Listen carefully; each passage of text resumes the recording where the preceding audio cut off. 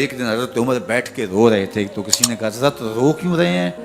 فرمایا کہ میں اس لیے رو رہا ہوں کہ فلاں پل سے بکریاں گزری ہیں تو پل کے اندر شکستگی تھی، ٹوٹا ہوا تھا پل درمیان میں کچھ، اس میں ایک بکری کی ٹانگ ٹوٹ گئی ہے، تو میں ڈرتا ہوں کہ میرا رب یہ نہ پوچھے کہ عمر تو نے پل صحیح تعمیر نہیں کروائے تھے کہ ایک بکری کی ٹانگ کیوں ٹوٹی ہے۔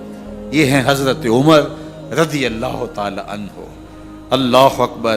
تو اللہ تعالیٰ جل شانہ نے حضرت سیدنا عمر بن خطاب رضی اللہ تعالیٰ عنہ سے جو کام لیا، مختصر دور خلافت کے اندر 10 سال 6 ماہ 4 دن آپ نے خلافت فرمائی ہے، لیکن کہاں سے چلے اور یہاں مکران تک، بلوچستان کا حصہ ہے، یہاں تک آپ کے سلطنت کی حدود وسیع، ادھر آرمینیا تک جا پہنچے، حمص فتح کیا، قادسیہ، یرموک۔ آپ ذرا دیکھیے کہ کہاں تک آپ کی فوجوں کے گھوڑے دوڑتے رہے، اور اللہ تعالیٰ جل شانہ نے ان کو جو توانائی، عدل و انصاف کی قوت عطا فرمائی۔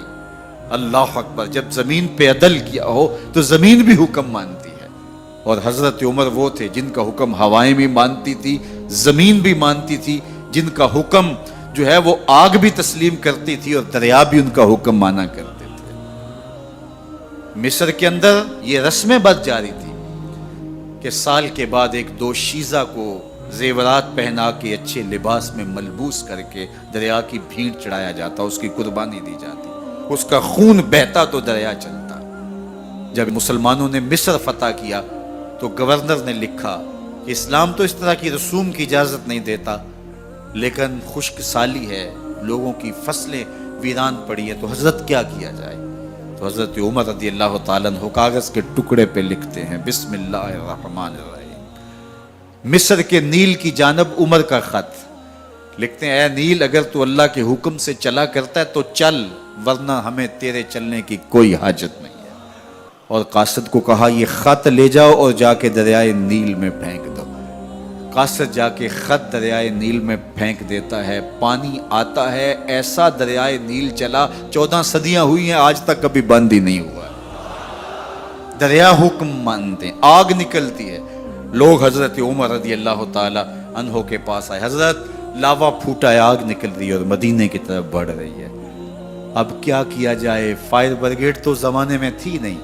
عمر نے اپنی قمیض اتاری، جس قمیض پہ 17 پیوند لگے ہوئے تھے چمڑے کے، کہا یہ قمیض لے جاؤ، جدھر آگ بڑھ رہی ہے آگے ڈھالنا، آگ پیچھے بھاگ جائے گی۔ زلزلہ آتا ہے تو زمین پہ دھرا مارتے ہیں، زمین رک جا، کیا عمر نے تیری چھاتی پہ عدل نہیں کیا ہے؟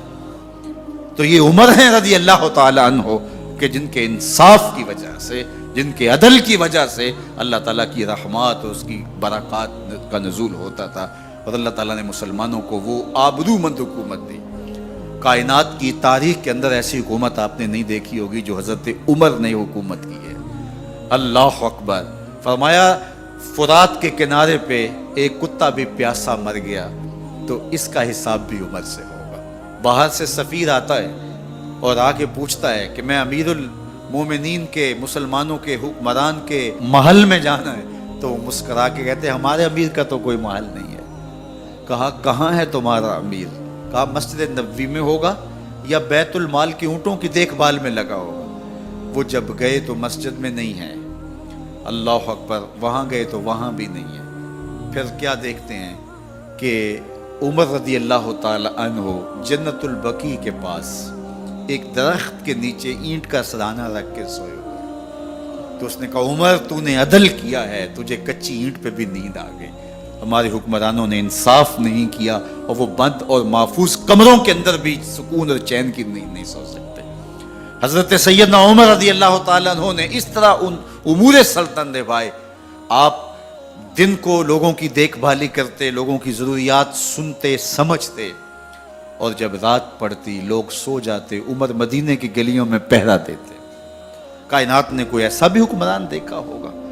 اللہ اکبر۔ وہ مجاہد جو مختلف محاذات پہ گئے ہوئے ہوتے، ان کے گھروں کی دیکھ بھالی کرتے، ان کی ضروریات کا خیال رکھتے، ان کی آبرو کا پہرا دیتے۔ راتوں کی تنہائیوں کے اندر حضرت عمر اٹھتے اور جا کے گشت کرتے، چکر لگاتے، دیکھتے کوئی آنکھ پر نم نہ ہو، مفلسی کا کسی گھر میں ماتم نہ ہو۔